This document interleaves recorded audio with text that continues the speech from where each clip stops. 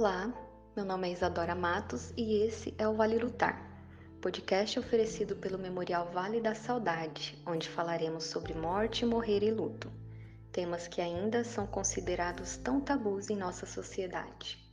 Nosso papo será sempre de forma simples, buscando trazer informações e boas reflexões para o seu final de semana. Seja muito bem-vinda, seja muito bem-vindo. Pegue uma xícara de café ou de chá, separa o lencinho e vamos conversar.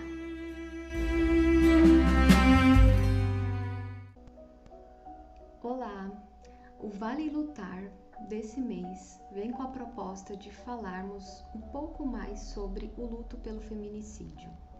Falar sobre esse assunto é sempre muito doloroso e sempre de muita sensibilidade. Inclusive, eu, Isadora, acabei postergando um pouco para trazer esse episódio pela dificuldade em abordar esse assunto de uma forma que possamos trazer informação, possamos validar o luto pelo feminicídio e possamos também conscientizar em relação à importância de falarmos sobre o assunto. Ao nos depararmos com o feminicídio, toda uma sociedade sofre, toda uma comunidade, para além, obviamente, daquela família que fica. Conceituando um pouco mais, o feminicídio ele é considerado, um crime hediondo, ou seja, é uma qualificação penal de crimes contra a dignidade humana e ele é compreendido legalmente como extremamente grave e extremamente aversivo para toda a sociedade.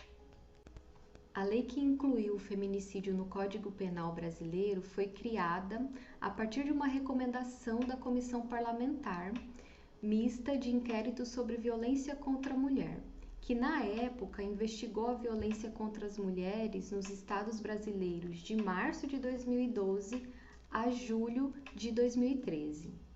A pena prevista para esses casos é de 12 a 30 anos e muitas das vezes o que perpassa um processo de luto de quem fica são as questões judiciais e legais, com a dificuldade de encontrar justiça nesses casos. O Brasil é considerado o quinto país que mais mata mulheres e só em 2019 foram registrados 1.246 homicídios de mulheres em suas casas. E é importante a gente se atentar que boa parte desses crimes acontecem na casa dessa mulher.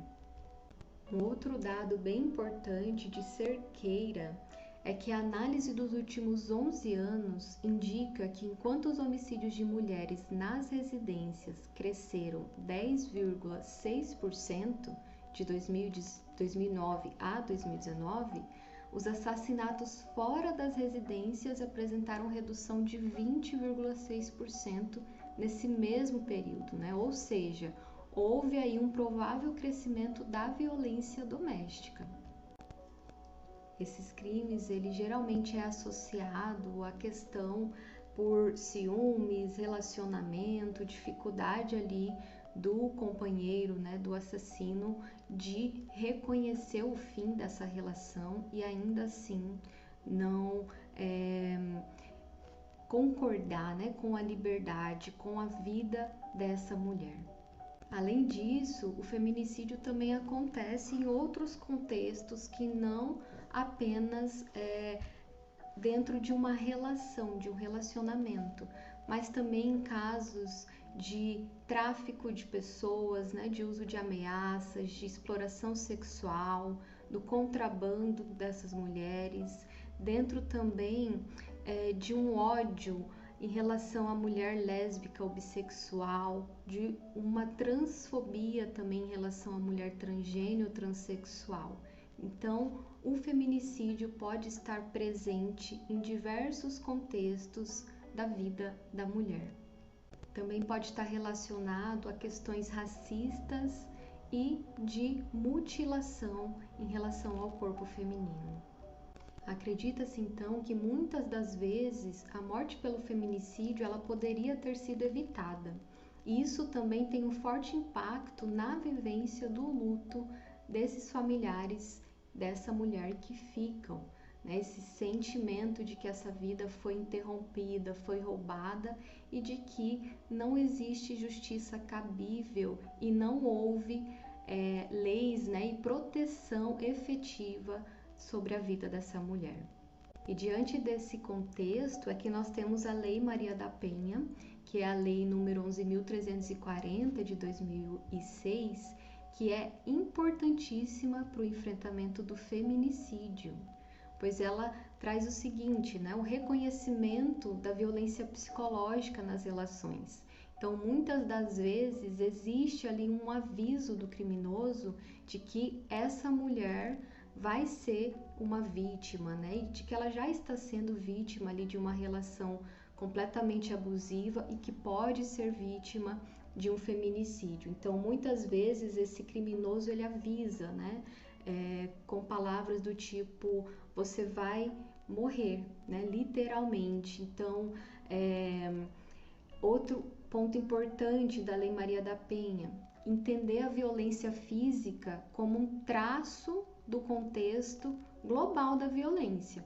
Então, a violência ela não é só física, ela também é psicológica, ela também pode ser uma violência sexual, de humilhações, de intimidações, de exposição pública da intimidade dessa mulher, de ameaças, né, de cerceamento dessa liberdade. Então, você que está ouvindo o episódio de hoje também, não perdeu alguém pelo feminicídio, mas conhece alguém que possa estar vivenciando isso, encaminhe também, né, esse episódio para ela, porque muitas das vezes quem está nessa relação ali abusiva também não tem esse entendimento, ou quando tem essa consciência, é um ciclo muito difícil de sair.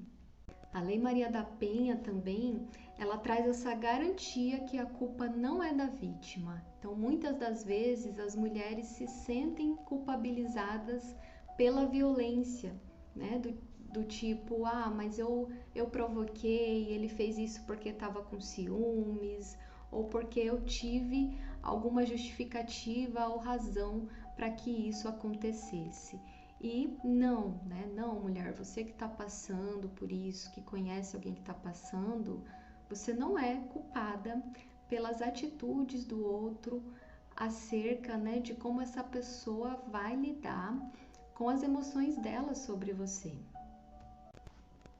Falando um pouco mais especificamente agora sobre o luto de quem fica, nós vamos explorar isso melhor nos nossos próximos episódios dessa série, né? Mas o luto ele já é um processo tão complexo, tão confuso, que já deixa esse sentimento de injustiça com o acontecimento, né, de incontrolabilidade em relação à vida.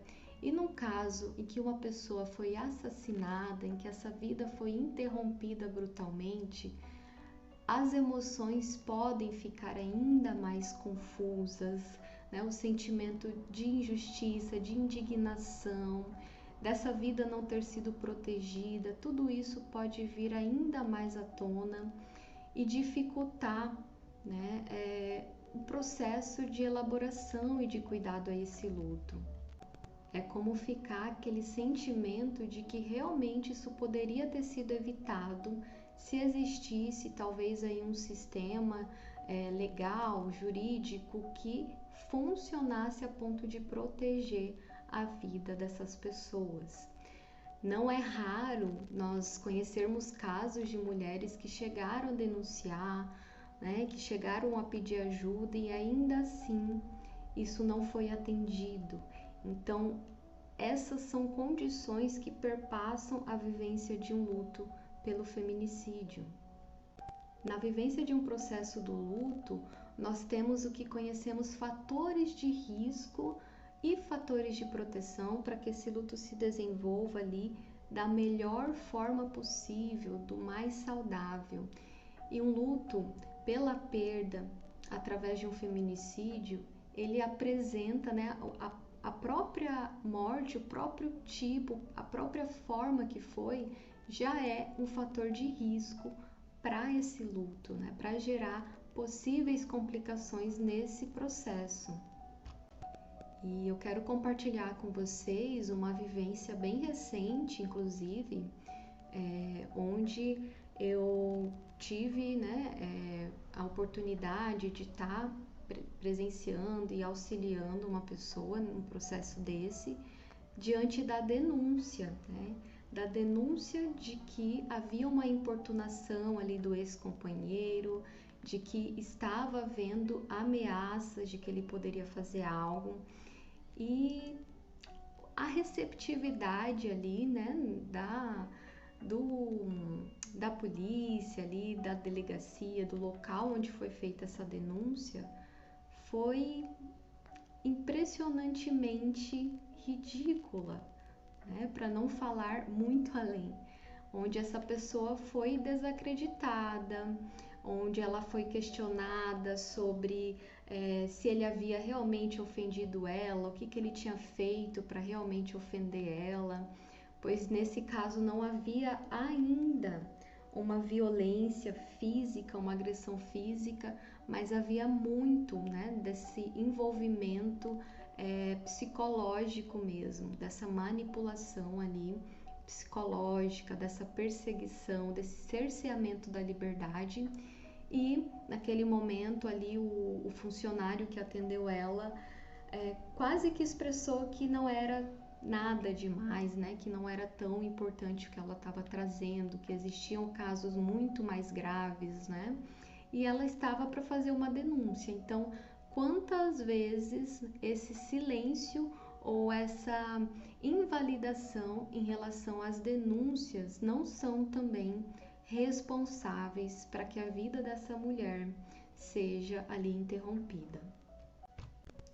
Então, encerro por hoje a nossa reflexão, né, as informações aqui do nosso episódio, mas eu te espero nos próximos episódios dessa série, em que nós iremos falar muito mais ainda sobre o luto, sobre esses fatores possíveis complicadores e também sobre o processo de transformação dessa dor em meio a esse luto. Será que isso é possível, né? Como que é possível integrar o luto por uma morte tão inesperada, tão brutal quanto a do feminicídio?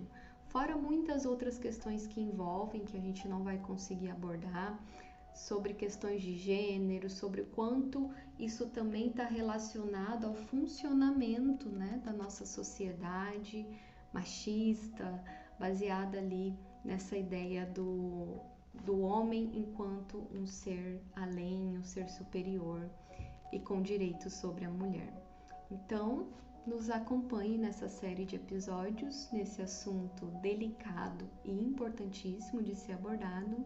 Espero que alguma informação tenha chego aí para você de uma forma a te ajudar, né, a te causar interesse, e nos vemos, ou melhor, nos ouvimos aí no nosso próximo episódio. Forte abraço! Podcast Vale Lutar. Aqui, morte, morrer e luto são assuntos naturais.